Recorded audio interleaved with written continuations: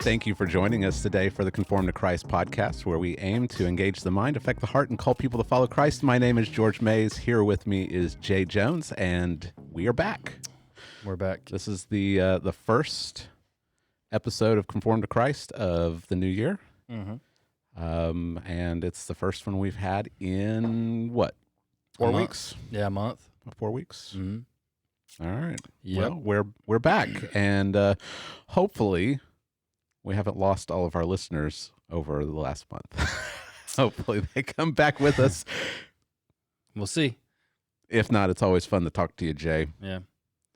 Got some interesting articles that I've run across the last couple of weeks that I've been dying to share with you, but I knew we were coming back, and I was saving them for you, so they're here. I've got them pulled up and ready for you. Well, I try to take time off of this like altogether, so I haven't been collecting things. Okay, all right. Well, yeah. You haven't run across anything you're like, oh, this is a funny story. Well, there are plenty of stupid things. Yeah. But I'm just tired of talking about them. Oh, okay. I think I told you before. I'm tired. We talk about it's like the same stuff comes up over and over and over. I'm pretty sure you haven't heard anything like this before, Jay. George, first, how was your Christmas? It was good. It was really good. Yep. Spent some time with my in-laws at their house and just kind of relaxed. Okay. Yeah, it was good. Nice. Yeah, had a good one. How was your? So you went to Hawaii. Mm-hmm. Yeah, my parents took us to Hawaii for their 50th wedding anniversary. So. Yeah. Had a good time. Yeah, we did. Yeah, it was on. The trip was on them, so that's always good. Yeah. Yeah. How COVID crazy is Hawaii? Really crazy. The world has gone insane. So what does that mean? Okay, so first off, my family is unvaccinated. Who's getting triggered right now while you're driving? Might be time to repent. Jay, why are you so selfish? Yeah, so selfish. I try to follow the science, George. It says my immunity is 47 times better than people that have been vaccinated. Something like that. Came out of Israel. No, 27. What is it? 27, 47? 27. So I'll take my 27. Okay. And I'll roll with it. Yeah. So far, so good. Yeah. But it's crazy, dude. So here's the insanity of it all. We had to be tested before we travel. Okay. I guess I can understand that. I don't really know why. I mean, we're traveling to the United States, from the U.S. to the U.S. Like, you don't have to do that if you go to Texas or another state, right? But anyway, we did. We had to schedule an appointment, get like a legit COVID test, not a stay-at-home, like a take-home test, like a real one. Mm-hmm. Get that, take it, like upload that into like a system, like like a Hawaii database. Wow. Go to the airport, like check in with this station. You like turn this thing in. The lady reads it. They give you a wristband, and then you put that on in California before you fly to Hawaii. So when you land, people can see that you've got the wristband, and they can shuttle you over to this way instead of like taking you over to this, like, I guess, quarantine place. I don't know what they do with you over there. Like, take you through a screening. Wow. But here's the funny thing. Like, okay, we've gone COVID stupid. Mm. Here's what happens on this we're on the big airplane, right? The big one, like, that can hold, I don't know, 300 people plus, probably. One of the big ones that has like it seats like 9 across, so like 3 an aisle, 3 more an aisle, then 3. I don't know what they call that. You know what they call that, Larry? No. Dave would know. He's the airplane guy. So they'll walk through and make sure everybody's got their mask on, right? It's covering their nose. Oh, well, please cover your nose. Please cover the young lady's nose. Like Evangeline, we're having to put up over her nose. Uh-huh. And then they'll walk the aisle and hand out like drinks. I don't know what you drink on airplane, but I always drink ginger ale. Okay. I don't know why. I never really have ginger ale at my house, but I always drink it on the airplane. It's like the airplane drink. Okay. Maybe for like stomach, I don't know. Ginger ale. Would you like crackers, sir? Cookies? Sure. In unison, 300 people take their masks off. And for the next 15 minutes, no one has a mask on and everyone's eating and drinking stuff. Yeah. Well, I think... Make it make sense, George. I think that I don't have it pulled up here. Yeah, I don't have it pulled up, but I'm pretty sure that one of the airline owners or CEOs testified before Congress that the masks don't really do a whole lot in that small space anyway. They don't. Like it's, what did he call it? He called it facial decoration, I think, or something like that.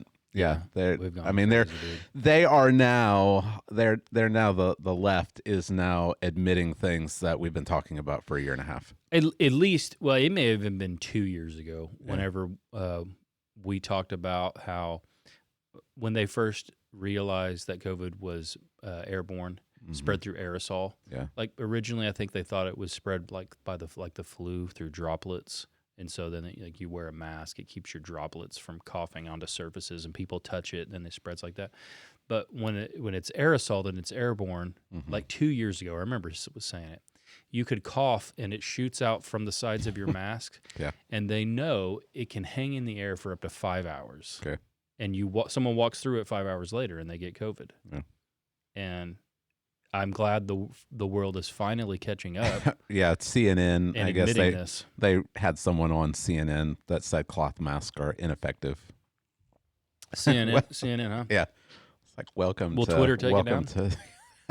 Welcome to 2020. Yeah, they've been saying this all along. I think. Right. I don't know what they were I guess they're hoping that when you cough, it'll keep the huge droplets down, and that would keep the spread down. I don't really know. Yeah, I don't know.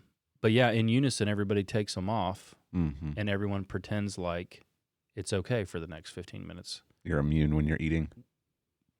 We've gone insane. Mm-hmm. Insane. It's just like walking into a restaurant with a mask on, Yeah, and then sitting down, right, and like it magically disappears. While there's someone literally sitting behind you 1.5 feet, and what's separating you is like a backrest. It's crazy.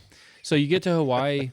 Hawaii is, I mean, it's super awesome and fun, but I guess maybe they have more liberal politics in Hawaii. Oh yeah, yeah. We could not go into any restaurant, anywhere, any public place without a negative COVID test. So we had. We took with us like 18 COVID tests, and we took them while we were there. And we're honest, so we'll do what they ask us to do. But I don't really know how they would keep. Like, so we could have just taken one, right, and like taken it everywhere we went, and never taken another one. But we took them. We took them so we could go and with my parents into places and do whatever. But. Other than that, being outside, we were outside most of the time, so it wasn't that big a deal. You're outside, you don't have to wear a mask and stuff like that. Yeah. So we were outside a lot, so it was still a great time. You didn't walk along a deserted beach with your mask on. Nope. Like the president did. No. Okay, well, that's good. We didn't. That's good. So yeah, it's. Well, I think it's funny because you went to Hawaii and had a great time. Yeah. Took all these COVID tests. And then you came home and you got sick, right? Yeah. We got way sick, dude. Yeah. So, are you saying that there's other things you can get sick of besides COVID? That's not the only thing that people are getting sick from? Yeah, we apparently got the flu. So we took COVID tests while we were sick, and we were all negative. Yeah. But we were way sick. I had 103.9 fever. That's wild. And I was sick for a week. Yeah. And... yeah, so flu's out there. Yeah. It's making a massive comeback. There are other things. Was this time with the flu, was it worse than the time that right when we merged and you were sitting there next to me? Nope. No. But that was at the end. When I came, I think I had been fever free 24 hours, but I was still way sick. Yeah. No. Okay. I mean, it was pretty bad. Yeah. But yeah. And it's different. I told Angie, I said, when I had COVID, like it was really hard to breathe. You haven't had COVID, have you? Mm-mm. And you could tell. Not that I know of. You could tell like it's affecting you like down deep in your lung. And I didn't have as bad a fever or body aches or any of that. But the breathing, you could tell like it's in your lungs deep. Okay. And so it was like painful, like to breathe, like you'd get out of breath doing anything. With this flu thing, coughing was horrific, but it was all up here, burning, like fire and all that stuff. But the fever and the chills are the worst part with the flu. Okay. That's a high fever. That's like go to the hospital. I think one more degree I would have gone to the hospital. One more degree? Yeah. 104.9? Yeah. Okay. Yeah. Yeah. When you're in a coma, they're carrying you into Yeah. Well, I'm glad you're feeling better. Yeah. I ran across this tweet. You want to hear some irony? Yeah. Since we're talking about COVID madness, this was from the Holocaust Museum in Illinois. It says, to ensure Illinois Holocaust Museum is as safe as possible for visitors, volunteers, and staff, the museum will require all guests ages 5 and plus to show proof of full COVID-19 vaccination to enter the building as of January 5th, 2022. I just think it's funny that it's a Holocaust museum and you have to have like your little identification to it's crazy to get in. Yeah, It's nuts. They don't see the irony of it. Yeah, it's bonkers. Yeah.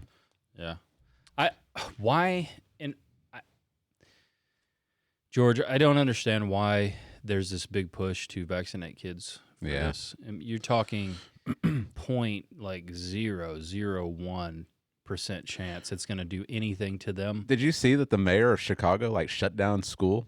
Yeah, I did. Like they're shut down. Yeah. It's wild. So Ben Shapiro, I mean, I don't agree with everything Ben Shapiro says, but sometimes he's just on point. Mm-hmm. He tweeted this out New Year's Eve, and he's just listing all the things that now that Omicron is just widespread, and all of the Democrat, all their different schemes to try to stop it have been just utter failures. Right. They're now the narrative is shifting. Of course. Like now they're starting to say all of these things that other people have already been saying. So he has a list of all these things. It's just a Twitter thread. Cloth masks are ineffective against Omicron. Well, also, I don't know. It was against Delta as well. Yeah, right.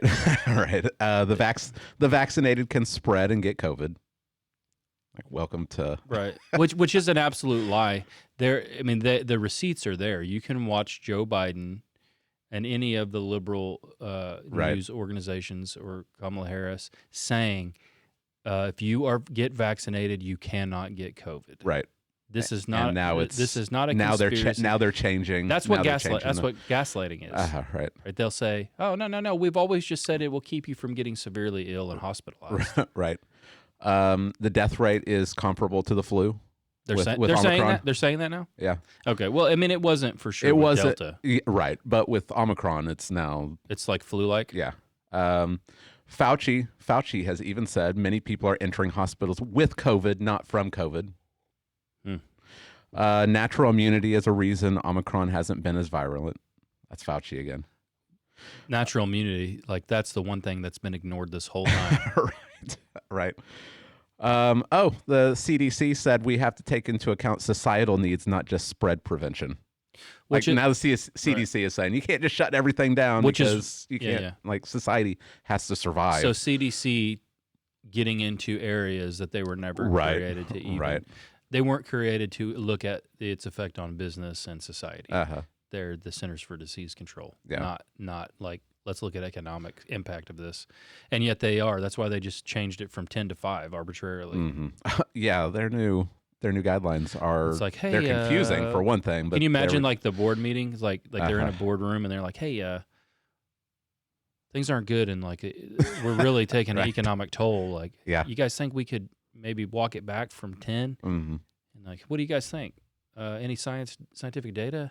Well, you can actually still be contagious after 5 days. And they're like, 5 sounds good. That's a good number. Yeah. 5.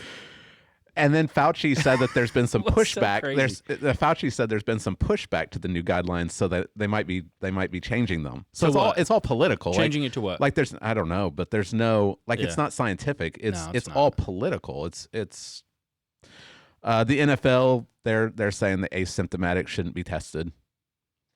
The 5-day thing. Let's go back. This is so stupid. I'm trying to think back to when I had COVID. I was the sickest, I think, around day 7. Yeah, I think it was 7 or 8. As a dog. Yeah. I'm unleashed on society. Maybe it's with Omicron. It's different. I don't know. Yeah, maybe. I don't know. Who knows? Biden said we should focus on hospitalizations and deaths, not case rate. Well, that's because the midterms are coming up. Right. Children are not at risk, and schools should remain open. That's been the case the whole time. COVID is predominantly an illness affecting the immunocompromised and elderly, and we should not shut everything down because of it. These are all the things that they're saying because people are starting to wake up and say, why are we shutting everything down? Why are we acting so hysterical over this? Well, the policy should have always been protect the elderly and the immunocompromised. Right. That's what it should have always been. Yeah. Instead of doing what we did, I think we prevented herd immunity from happening a long time ago. So that was pretty fun reading that Twitter thread. Well, everyone knew because it's 1984. Right, they said all this stuff, but now they're changing it. The Ministry of Truth is going to be changing all of this. Of course, no matter what, the narrative was going to change by the midterm elections. Yeah. No matter what, even if Delta was still out there rampaging. Yeah. So, COVID madness. Yep. It will never end. I think some people don't ever want it to end. Yeah. Honestly, I think. It's weird. It's like even people, not just those who are in government power. It's like there is a strange group in society that likes this weirdness and doesn't ever want it to go away. Yeah. Australia is not allowing unvaccinated people to leave their house. And see, again, when it's turning back into a prison colony, right? When you come back to this. People have got to come out and I mean, it's all a lie. How can you say to an unvaccinated person, you can't do this because you may spread COVID, knowing that people who are vaccinated are spreading COVID? Right. That is a fact. Mm-hmm. That's not opinion. People say, "Oh, we got to follow the science." That's science. Yeah. Yeah. I don't know. Well, came across a couple of funny articles for you, Jay. Nothing too serious. Well, I mean, for the people involved, it would be serious, but for us, it's humorous. Okay. Found this article a couple of weeks ago. A man opened his ex-girlfriend's eyelids while she slept to unlock her phone and steal $24,000. How? Like, how does it? All right, so what kind of a deep sleep is this lady? Well, he drugged her. Oh, okay. Oh man. Yeah, he drugged her. So this was in China. He drugged her, and then he used her fingerprint to open the phone. Okay. And then whatever app this digital wallet was in, he needed an eye scan. Yeah. Yeah. So he opened her eyelid while she was asleep and stole $24,000 from her. This guy was while she slept. This is like a Mission Impossible task here. Wish I had that. I could play that. Yeah, he cooked a meal for her and he laced it with cold medicine. Oh. And yeah, man. I just thought that was funny. I've got funny. no comments on it. I just thought it was you have no spiritual commentary for us? I mean, don't steal. Don't steal. The Bible says don't steal. Yeah, I thought that was. I saw that and thought that you might enjoy that one. And then I found another one that said that South Korean officials are warning residents to safeguard their houses because cats have caused more than 100 house fires in the past 3 years. What? How? I guess the cats are, spawns of Satan. They're jumping up on the stove or whatever, and they're knocking stuff down. They're turning the knobs, weird, turning the stoves on, and so strange. Houses are being burned down. So the government of South Korea, they're actually warning warning people to make sure that they're moving flammable items away from the stoves. And cats have caused a total of 107 house fires between January 2019 and November of 2020. That's a lot. That is a lot. Yeah, that is a lot. Between January and September of 2019, 31 fires occurred. And in 2016, only 8. So I don't know if the cats are getting smarter or people are getting dumber. I don't know. According to the American Humane Association, pets are responsible for about 1,000 house fires in the U.S. every year. Oh, that's crazy, dude. Never. This is information I never would have thought of. That's what I'm here for. I'm here to educate. House fires. I'm here to educate cats. People. Yeah. Having cats is dangerous. Keep a close eye on those cats. I've never heard of dogs doing such a thing. I watched a video, I don't know, maybe a month and a half ago of a dog trying to get a box of pizza off the stove and caused the house fire? And it turned the stove on. Oh, dang. Yep. You got to have those knobs back. Yeah. You got to have the kind where the knobs are back in the back. Yeah. Prevention of that. Yeah, so just keep a close eye on those cats because they're up to something, Jay. They're up to something. And it's starting in South Korea. Yeah. So just a couple of stories for you. That's pretty funny. I thought that you would enjoy those. I don't want it to be all serious for you, Jay. I want to lift your spirits a little bit. Yeah. Well, George, you're going to be back in Hebrews. This was not supposed to be episode 1 back from Christmas. Right. Yeah, we're supposed to be back on Tuesday, but Oklahoma weather, right? Yep. So you ready to go for that? I'm ready. All right. Yeah. Hebrews 3:1-6. I'm excited about it. Okay. I like chapters 3 and 4 are really good. I'm really eager to get into them. Okay. So yeah, we'll look forward to doing that. So we'll be back on a regular schedule, I guess, next week, going over text-driven Tuesday stuff and going through Hebrews. So we'll get back into that and back on regular schedule. I'm looking forward to that. So I actually think I probably enjoy text-driven Tuesday more than Free for All Friday. Yeah. Personally, I don't know about the people out there.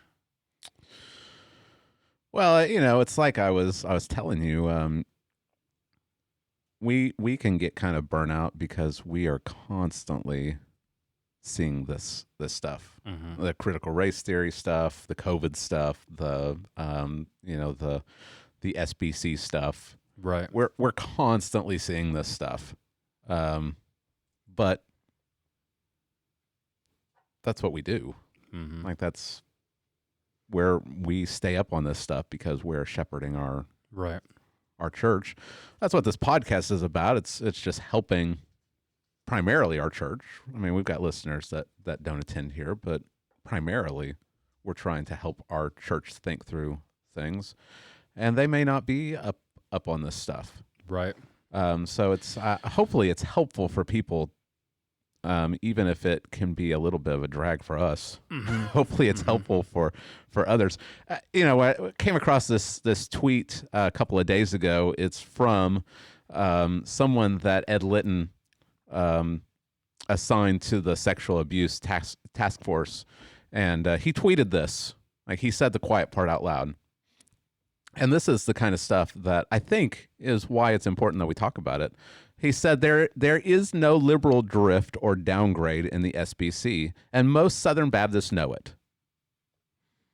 What's he going to argue for, Jay? Is he going to argue from theology? Doubtful. The preaching? Doubtful. How do I know? Reports of church after church meeting and exceeding their Lottie Moon offering goals. Of course. This support shows there is broad-based trust in where things are going. Uh-huh. So his evidence that there's no liberal drift in the SBC is not the theology. It's not the stuff that's actually important. It's, look, churches are still giving their money. Yeah. Yeah. And I don't think he's alone. I've never heard of this guy before. Andrew Hebert. I've never heard of this guy before. I saw this tweet, but I don't think that he's alone. I don't think this is an isolated idea. He may be saying it out loud when other people aren't, but I think this is the idea is, look, the money's coming in, so obviously everything's okay. Mm-hmm. But I think what's going on is that the average pew sitter is not up to date on everything that's going on. They're not seeing this stuff. They're not hearing this stuff. They've got more important things. They've got their jobs and their family and Right. All this other stuff that's going on. They don't have time to keep up with what is the SBC elite doing.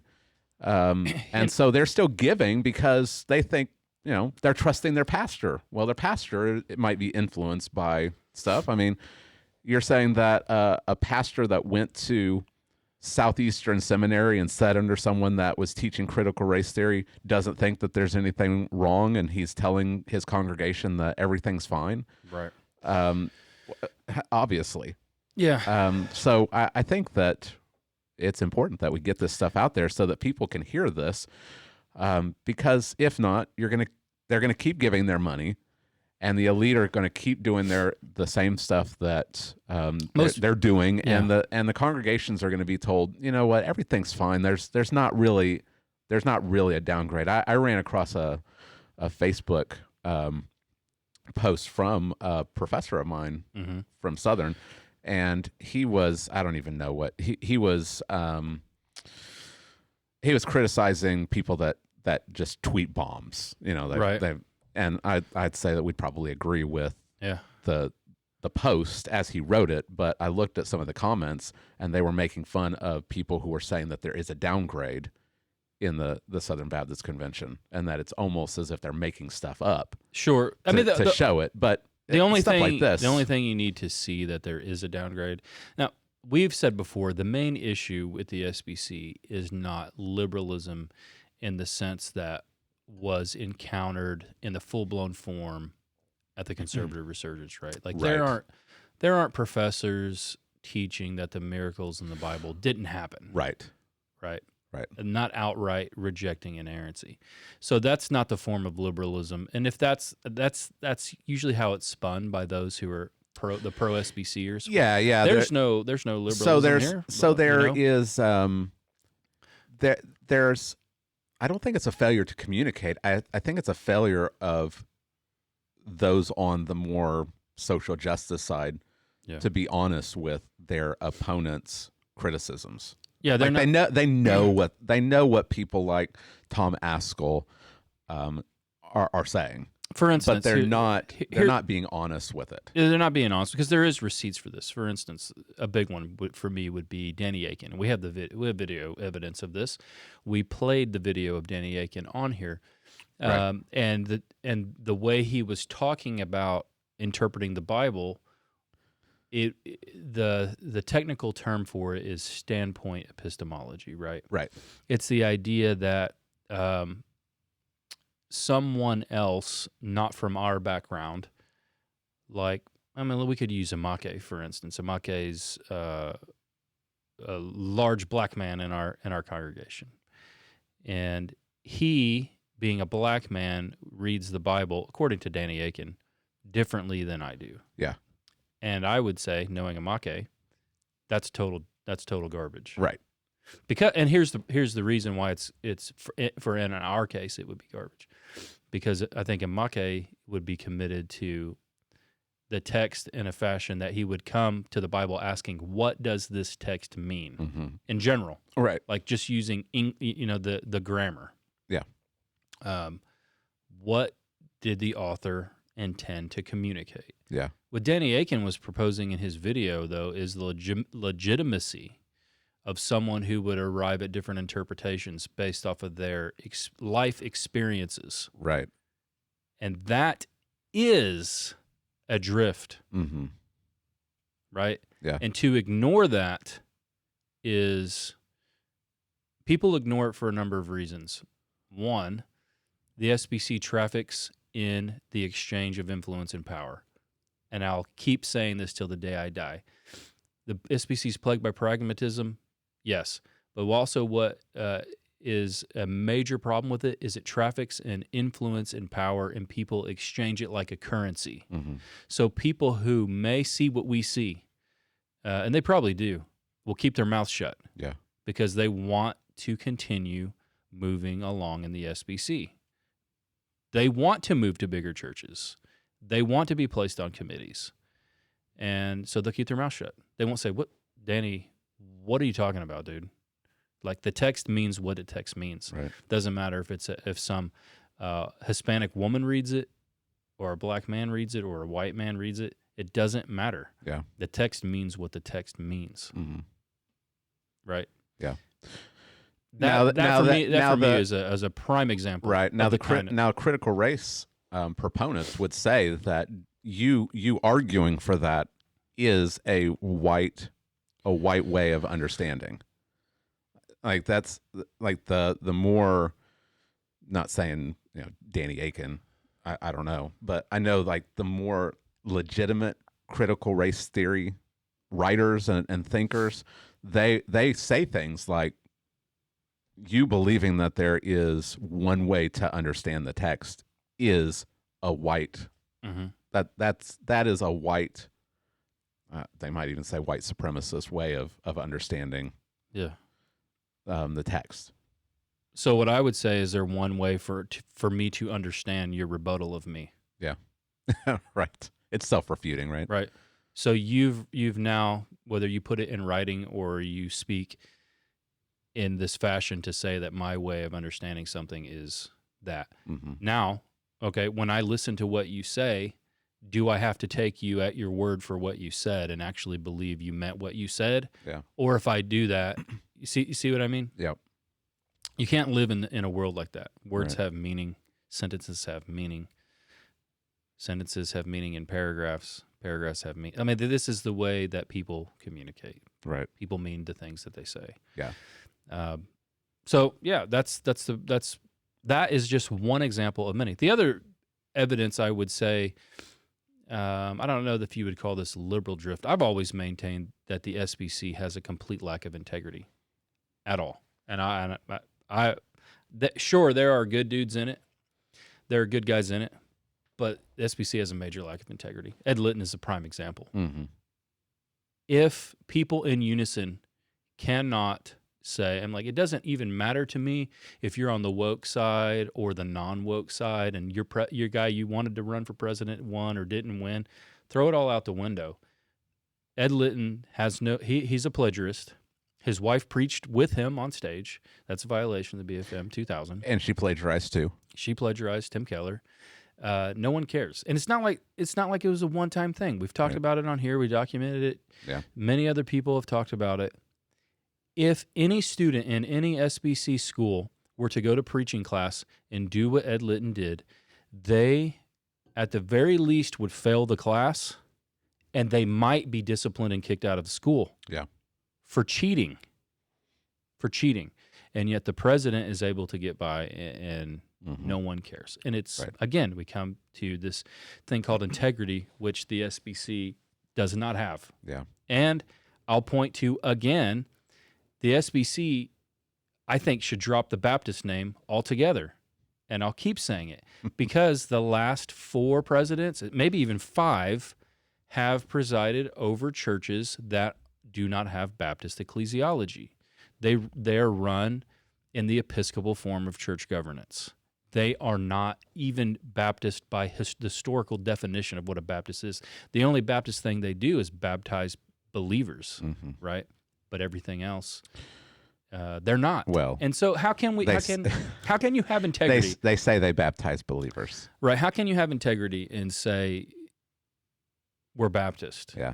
When all of the last presidents preside over multi-campus churches, mm-hmm.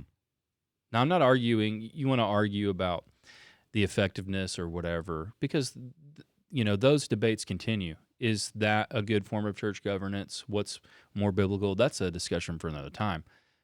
That's not what the BFM 2000 is. Yeah. Autonomous local congregations, and they are not. Mm-hmm. So again, this idea that there's not a problem in the SBC, everything's fine, everything's good to go. Again, it's maintained so that the money machine can keep running. Right. Because I think what they're banking on is the older generation's not knowing what's going on. Yeah. But if you were to sit down like some little old lady, right, that's been SBC her whole life, and show her Danny Aiken video, and then explain to her the words that came out of his mouth, she'd be horrified. She'd be shocked. Right? And so they also bank on the commoners. Yeah. The commoners not knowing the lingo to understand what they're saying. So they can then talk in circles around the commoners.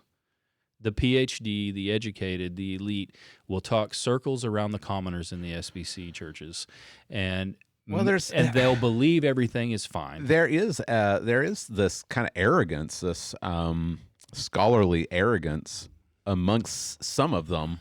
Neil Shenvi. You're right.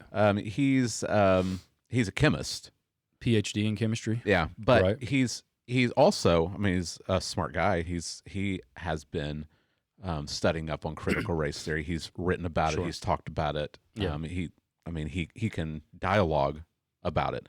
But there are people that criticize him. Right. You're a chemist.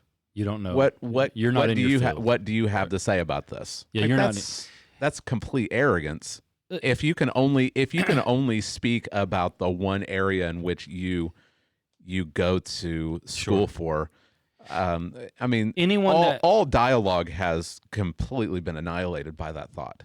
Yeah, you need to first off, I'd say this: examine people's argumentation based off of what they present. Yeah, right. I don't care if somebody, has a high school education and their day job is that they're a heat and air guy. Right. Right. They may be brilliant. Yeah. And they may have the ability to, because they can read and digest information, and they may have legitimate arguments. Examine the argumentation. Yeah. It's a, I don't know what you would say. I'd say maybe even cowardly. You don't want to engage with people's thoughts, so you just dismiss them as someone who doesn't belong in your field. I think that if you can read critically, if you can write clearly, and you can think logically, I think you can learn any field. This is the type of thing that preachers would do to Charles Spurgeon, this uneducated farm boy. Right. Well, read that uneducated farm boy. He'll write circles around you. Yeah. He has a photographic memory. He remembered everything he ever read. Yeah. They're people, and that's what they do to him. But they do it to everybody else. They say, "Oh, these issues are a little more nuanced and complicated than you understand." Right. Let me couch it in this way for you. There's nobody denies the BFM 2000. Okay. Yeah. Everybody's lockstep with that. Ignoring that there are legitimate issues and there's legitimate problems. So one of the reasons that I think, we left, and we went through that whole episode, the SBC's become a hindrance to our ministry and our church. Yeah. You want us to keep giving money to an organization that actually being associated with you is now a hindrance to our local church's ministry. And that's a problem. So, but people keep doing what they do. Here's one thing I want to read on here, George. So Josh Bice, that's how you say it, right? Yep. Man, I know we got kids listening. I'm really tempted to say. So my Greek professor was kind of shunned out of the SBC too, as well. I don't know the whole backstory, but I respect him. He's a person who has integrity, and he released this long thing about the word fundamentalist, and I can't remember who initially wrote it. C.S. Lewis wrote it, I think. It's brilliant. he equates the way liberals use the word fundamentalist to the word SOB.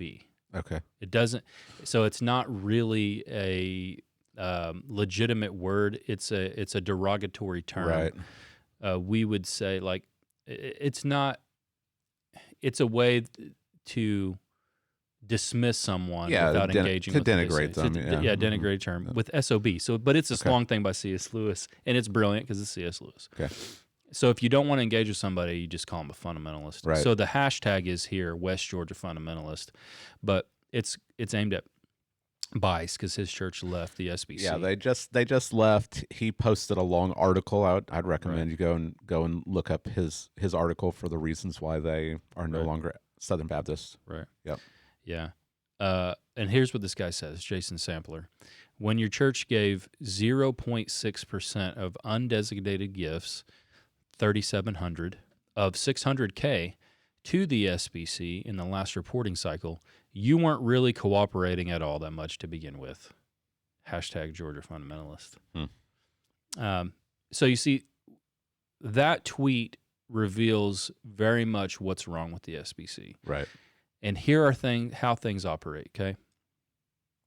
You will be put in places, starting in the local association. If you move in and you get your church to give in the cooperative program, a larger percentage than the pastor before you, you'll be recognized for that, right? And then you'll be put on some committee. If you can continue to get your church to give a higher percentage of your church givings to the cooperative program, then you're going to be put on other places that will give you influence in the SBC. With one caveat, you got to play ball. Sure. Yeah. Like Josh Bice's church could give 100% of their money to the SBC, but he's broken the 11th commandment, so he's not going to be right. He's not going to be put in any kind of leadership position. He's not going to be invited to the table. Yeah, sure. But if you don't, there's no chance. Right. You've got to give, and the more you give, the more influence you will get. It's two-pronged, right? If you want to, you've got to give money, and you got to go along with the status quo.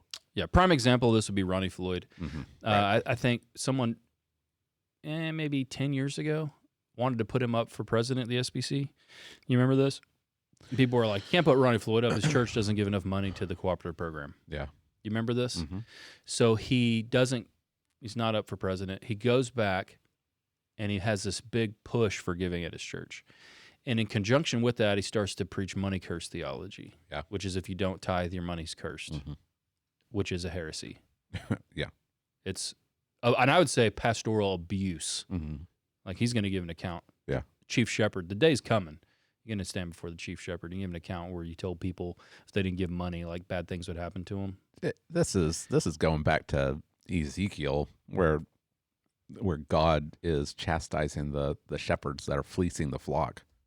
That's what he's doing. So he built up, the giving. They started giving a lot to the cooperative program. What do you know? Right. Next go round, Ronnie Floyd's the president. Yeah. The SBC. Yep. That's how the game works. So the guy's tweet is, "Hey, you weren't cooperating anyway. You didn't give a high percentage of your money to the SBC." And we've already gone down that road. We've talked about the waste in the money in the SBC. Yeah. Why in the world would you give money through a local? Well, some local associations may be very good. Yeah. I'm not going to go blanket. Some of them, I have no doubt, do great work. Yeah. They do church planting. They do missions work. They do all kinds of stuff. So, I mean, if you're SBC and you're in that, awesome. That's great. That's cool. I wish there'd be more of those. But where we're at, why in the world? Yeah. For what? There's no church planting. There's no missions. There's nothing. But if you don't, nah, you're not cooperating. You're not with us. Yeah. And we're just trying to be good stewards of the money God's given us. You know what I mean? Yeah. Yep. That was a pretty long rant. That was a long rant. All right. It was. Can we rant about something else? Sure. Okay. I'm going to try to find the YouTube clip of this. I think, here we go. Comments are off. So this is from McLennan Bible Good Church. news, parents. Got You can't ever use the bathroom in why- peace again. but you can There's an make sure your ad. kid always has Why that is there an bathroom ad on this basketball. video? That's what I want to know. All right, this is McLennan Bible Church, all right? So David Platt is the pastor here. I don't want to watch the whole 6-minute clip, but what I want to do is we'll watch the first part of it, and I want to show what I want to show here is here's a problem, okay? Now we don't agree with what's going to be said here in this part. We'll talk about it. But there's another problem other than what this man says here. And that's only showing part of it to make it seem way worse than it is. Let me see if I can find this. I found the whole video. Yeah. Well, I'm trying to find. Yeah. All right. So, Capstone Report, which I don't know who runs it. I don't know either. Yeah. They're usually pretty good about pointing out, things like this. But the headline of this article was David Platt's McLean Bible Church sliding toward queer theory. That's not true. So, let's watch. Yeah, let's watch it, and we can talk about it. But that's the headline. Unless there's other information in that article other than this video. Yeah. I mean, there could be. I don't know. Yeah. I would say that's pretty dishonest. Yeah. Now, there's problems with this video, as we'll see. But it's been shared without leaving the end off to make it look way worse than it is. So let's watch this video. Okay. Yep. How do I love my transgender neighbor is the question if you're listening, not on video. So that's the question.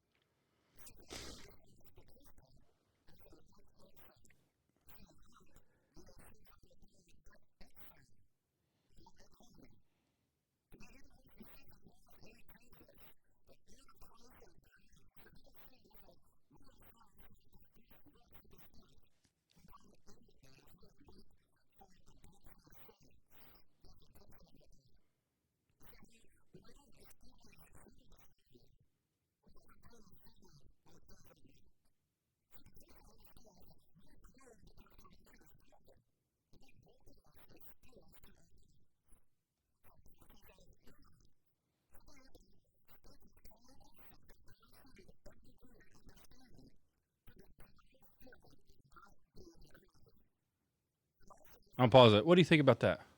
I thought that wasn't too bad. I thought it was good.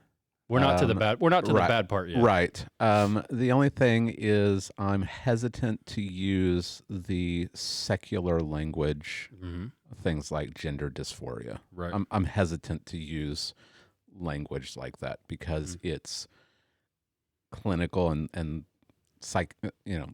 psychological language. I'd prefer to use more biblical. Yeah. Well, terms. I think in talking to other Christians, that's good to use more biblical terms. But like if you're talking to someone who doesn't share your vocabulary, there'll need to be more explanation. Like say you're sitting down with someone who's a transgender person, you may be able to say, "Hey, this is the term that the world uses. Here's maybe a term that I would use that I think communicates it from God's perspective." Right. Is that what you mean? Yeah. Okay. Yep. But I kind of like that angle because I think maybe a transgender person would say there's no common ground here between me and you as a Christian. Yeah. You've never struggled with anything close to kind of what I'm experiencing. He doesn't say it, but it's almost like he's coming at this from the angle of C.S. Lewis has a term for it. It's a very strange term that he coined it, but it's nostalgia for the future. It's that you aren't home here, something's wrong, right? And you always kind of have that nagging feeling, and he says it's because you're made for another place, right? What is the term for that? I think that's nostalgia for the future, but he's got an actual term for it. I don't remember. I don't know. I think but that's Ecclesiastes, right? God has put eternity in the heart of man, right? This is I think a decent attempt that he's coming at here in this first part,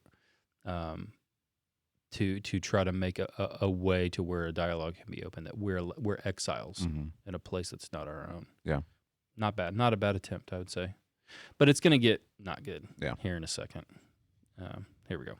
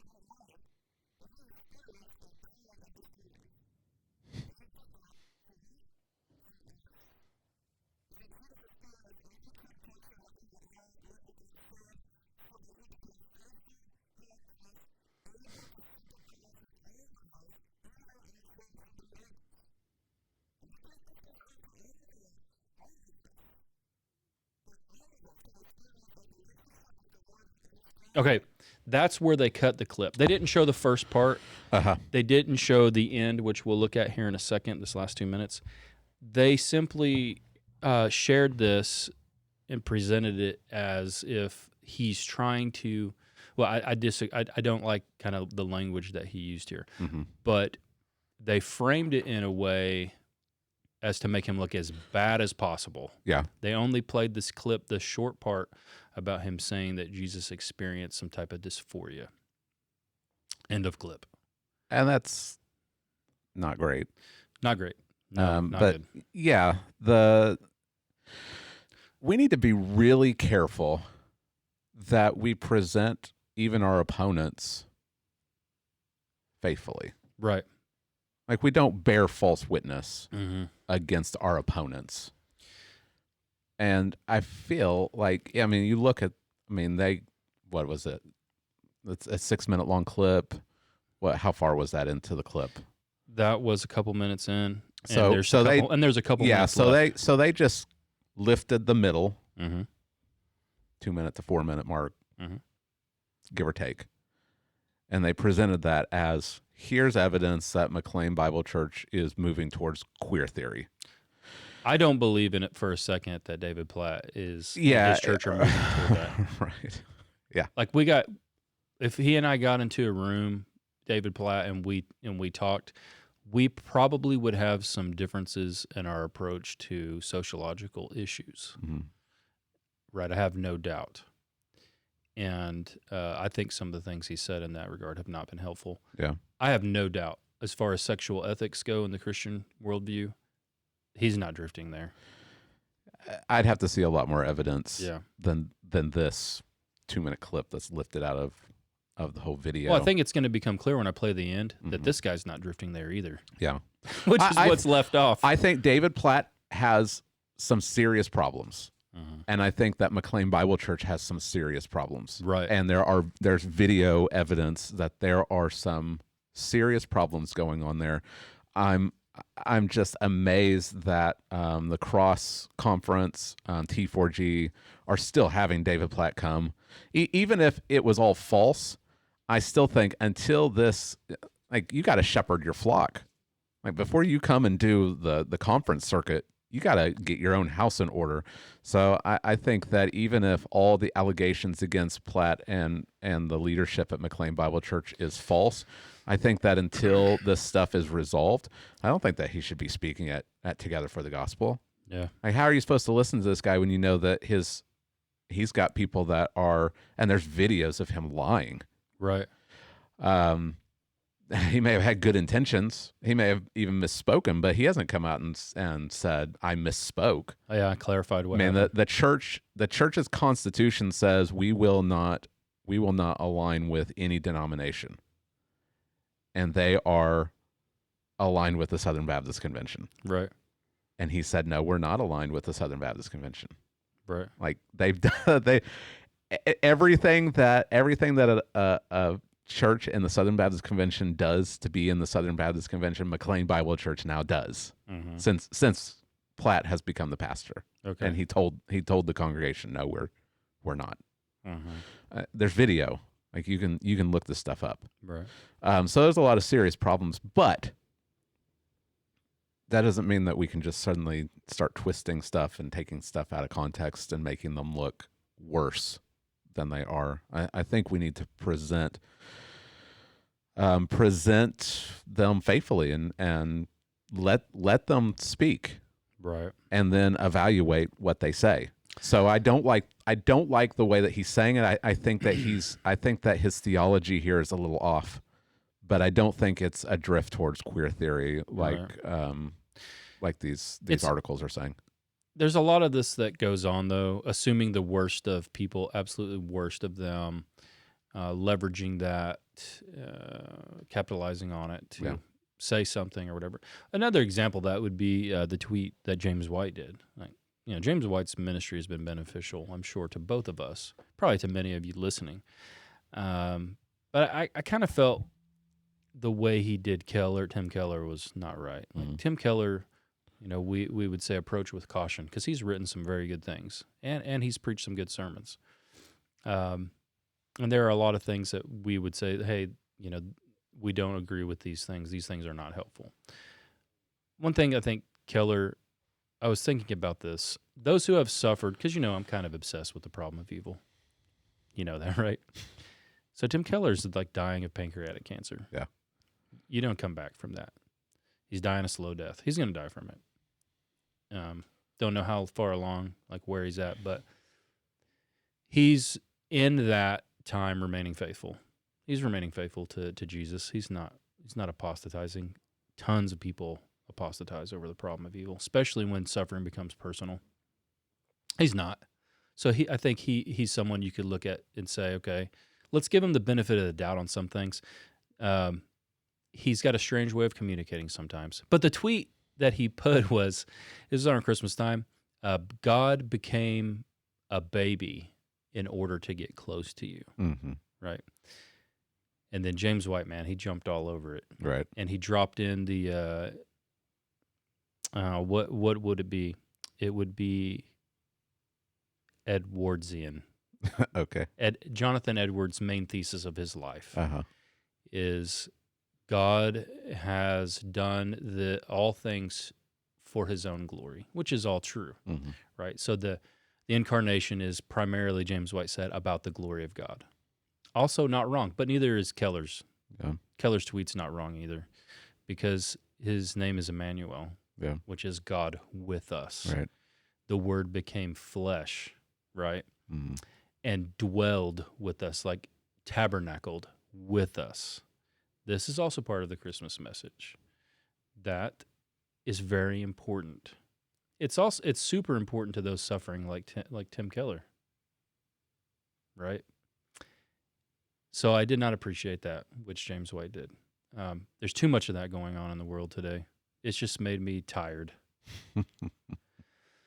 So, all right, back to this. All right, George, let's deal with this part. People listening are probably like, what is happening? Hopefully it's hanging together. This guy, let's deal with the problem of him saying Jesus experienced dysphoria. Okay. And so what he's done is he's tried to connect a dot to where a transgender person would say, no one knows what I'm going through and how I'm suffering, right, with this. And he's trying to tell them Jesus understands that. And the bridge he's doing is he's trying to say Jesus was tempted in every way we were, yet without sin. Hebrews 4:15, right? Mm-hmm. That's what the text says. The text says we do not have a high priest who is unable to sympathize with our weaknesses, but one who in every respect was tempted as we are, yet without sin. So he's trying to tell them, look, Jesus was tempted with the same type of sin that you're tempted with. He experienced some type of dysphoria, yet he remained faithful and without sin.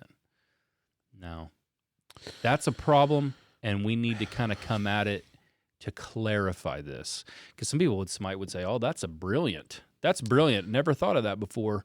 And then there are others who would say, "You're blasphemous for saying that Jesus experienced dysphoria." All right. So I think that what we do nowadays is the opposite of what our forebears did. So you look at Jonathan Edwards, you look at the Puritans, the Reformers. They take a long time to say something. Mm-hmm. Like they're not pithy, right? I mean, obviously Luther's got some pithy things, but they take a long time to explain what they're talking about. Mm-hmm.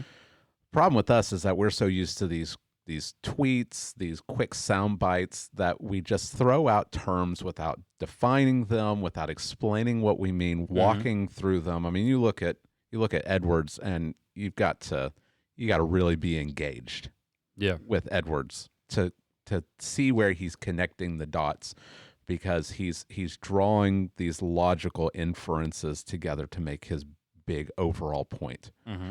We're not good at that anymore, right? So dysphoria is it's the opposite of euphoria. So euphoria is a sense of satisfaction and belonging. Yeah. Dysphoria is dissatisfaction. It's distress. It's not belonging, right? In that sense, I think we probably could say that Jesus experienced some form of dysphoria. He's the son. He's the eternal Son of God. He's the sinless one. He's living amongst a sinful people. But dysphoria, just to clarify, the technical terminology of it. It's can include mood variations, grief, distress, difficulty. These are terms for dysphoria. Right. All right. And he's a man of sorrows, right? He's a man of sorrows. He knows grief, right? So I think that the words themselves that he uses, I think that we could say, okay, but the problem is he's just making this leap between gender dysphoria to Jesus experienced a kind of dysphoria too, and he's expecting people to I don't know if he's expecting them to fill in the blanks or if he's just making this one-to-one comparison, and the one-to-one comparison is not good. No, it's not. Now, if he would have kind of explained more and taken more time, but again, this is a 6-minute clip, and they're meant to be quick so that you can sit because people aren't going to sit and watch a 2-hour video on dysphoria. Right. Right. So I think the problem is that we just don't take the time to define our terms. We don't take the time to make these arguments because people won't sit and listen to them. Mm-hmm. But if we're going to be faithful, if we're going to be accurate, if we're going to be really, really precise, we've got to take the time to make these arguments. And I think that's the problem with Keller. I mean, it seems like every other day Keller is tweeting something that is just so ridiculous because it's just supposed to be this little pithy statement, right? And it's taken. He takes it out of a longer sermon or out of something he's written, and maybe in its big context is okay, but in its little tweet form, right, it's terrible, and it's borderline. Sometimes it's borderline heresy, and that's a problem. Right. That's a problem. We have to be clear, and the way for us to be clear is we have to be precise. Yeah. And precision, it just takes some time. It's not something that you can just tweet in 120 characters. Right. So the way that he phrased this, someone's not going to probably get online and look up the definitions of dysphoria, right, and start to unpack. Okay, what happened at the cross? Because that's not a word that people use. They don't use dysphoria except for gender dysphoria. With gender dysphoria. Yeah. And what's the term for limb dysphoria? There's a term for it. I don't know. Where they we'll come back to that in a second. Yeah. So the other problem here is, like, I think kind of what he's done and the way he's phrased it is there's the term. I don't know the term. It's slipping my mind. It's right on the precipice. You can blame it on what COVID did to my brain. Okay, we'll just blame it on that.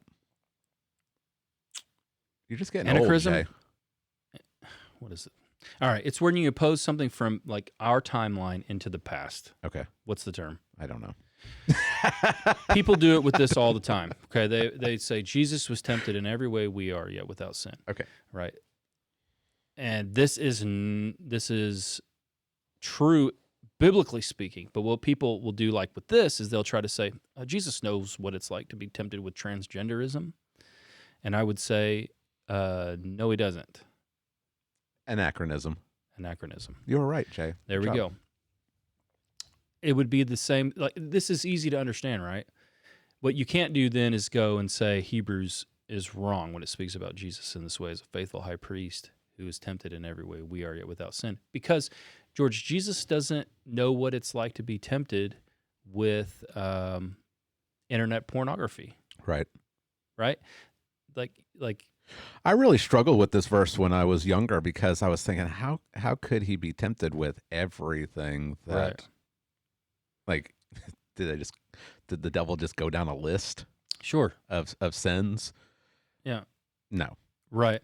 I think the idea that we see here is, like, to rebel against God, the temptation comes in general categories, right? Right. So sexual sin. Yeah. Coveting. Like the 10 Commandments would be a good place to start for broad categories.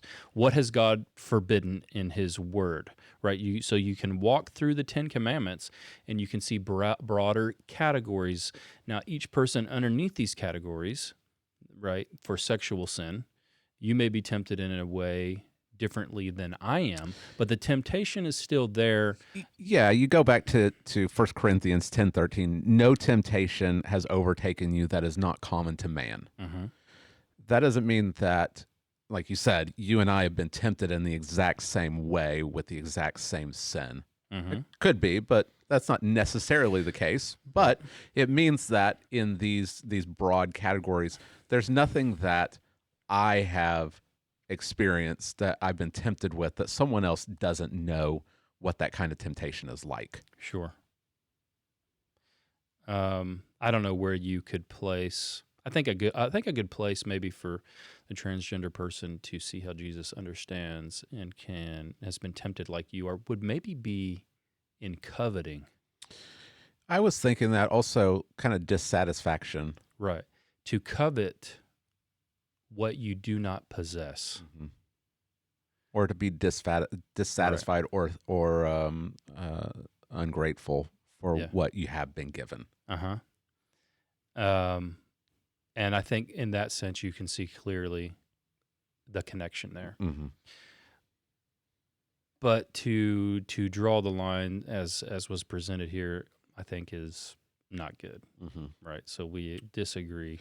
Jesus wasn't tempted to put on his mom's clothes. Right. Right. But tempted with rebellion against God's design and plans? Mm-hmm. Yes. Right. So there's that. Okay, so we've dealt with that. Now I want to play the end, because I think the end will help people to see they haven't given themselves over to queer theory or whatever that guy said. They're not compromising, because he actually calls people to repent. If you call people to repent of something, you probably haven't given over to it, right? So let's listen to the rest of it, okay?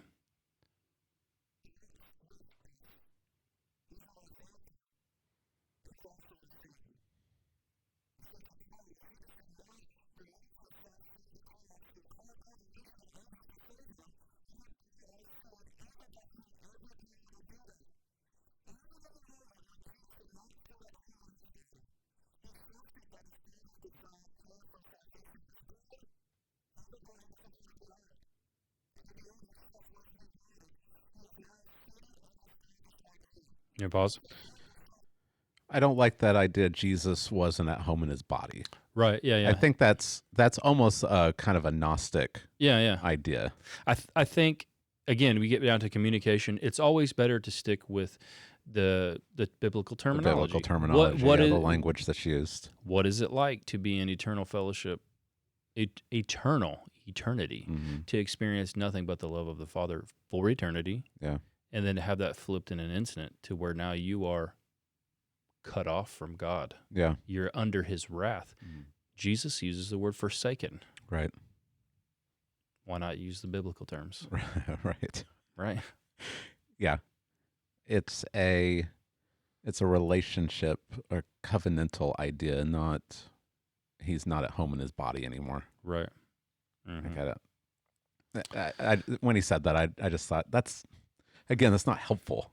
Yeah. It's not super helpful, because I don't think it's capturing what the text is actually saying. Mm-hmm. Right. Yeah.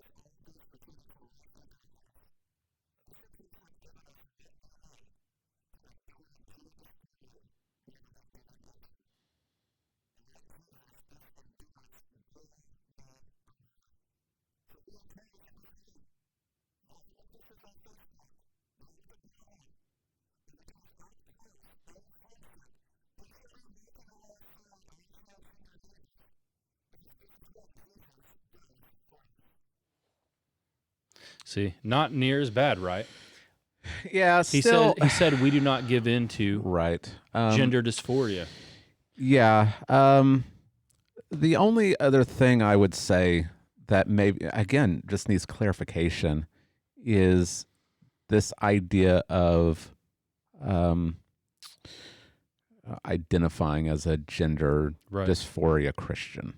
I don't know that was there. I don't know. Again, it's a little murky, because again, we want to believe the best. But we also know that there is that movement. What's it called? B-side Christianity. Have you heard that? You haven't heard that? I don't know about that. B-side Christianity. You can be a same-sex attracted Christian. Right. So there's this division between the action and the desire. Oh, I see. Yeah. When the Bible would say the desire is sinful also. Yeah, I don't get that out of him, because he said, I believe he said the terminology he uses, we need to trust God's design for gender. Yeah. So that would entail repenting and believing God's plan for genders. Yeah, I'm just a little hesitant, just because I know that's gaining traction. Yeah. It is. I'm pretty sure it's called B-side Christianity. You can look that up. Well, it's gaining traction, and that's probably what's behind people assuming the worst of this guy. Yeah. So, but I didn't get that out of there because of that key phrase, to trust God's plan for gender. Yeah. So that would mean if you have a different belief, you've got to switch your belief. Yeah. So, yeah. So it's not as bad as like Capstone Report and Reformation Charlotte are making it out. It's still not great. And I think there's good stuff, but I think there's bad stuff. I think they need to be more clear. It's definitely not good. I think they need to be more clear on their communication. Slow down. Even though we live in a time where you got to put out 5-6 minute clips because we're so. You got to be very careful because there are legitimate liberals who have been attacking Jesus on these issues and saying outlandish things like he legitimately was not at home in his body. Right. Like, have you seen that stuff? Like they're actually making the claim that he was somehow like that. Yeah. Which, again, all of these we went through them on our episode we did on Christology, and we discussed all of that stuff.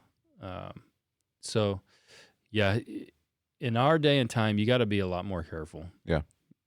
Stick to the biblical terminology. That's the safe place to be. Yeah. Yeah.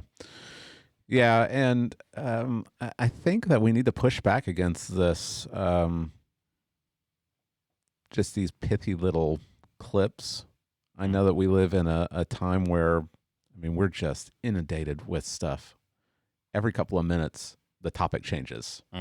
You're watching TV and there's commercial and commercial and commercial and commercial, and it's just, people have a hard time sitting and concentrating.